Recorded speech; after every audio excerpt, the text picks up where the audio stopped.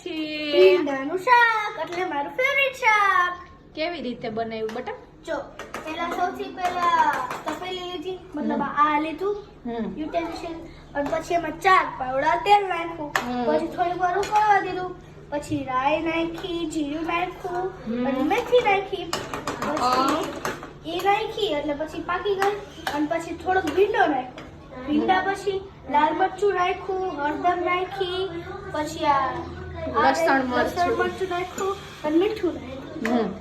પછી પછી બધો ભીંડો નાખી દીધો, બધો જેટલો વધ્યો તો એટલો નાખી બધો દીધો. નાખી દીધો. પછી થોડીક વાર ઉકળવા દેવાનું, પછી પાણી નહીં નાખવાનું આમાં. પાણી નહીં નાખવાનું? તો આ ચીકણું થઈ જાય, તો નો મજા આવે ખાવાની. ઈ સાચું હો, ભીંડાનું શાક સાચું હો, તો સાચું આવડી ગયું.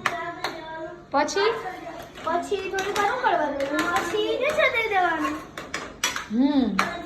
ઉકળવા દેવો પડે. સરસ. એમાં દીકરીને ભીંડાનું શાક આવડી ગયું. બધાય કોઈ ન આવડે હો ભીંડાનું શાક.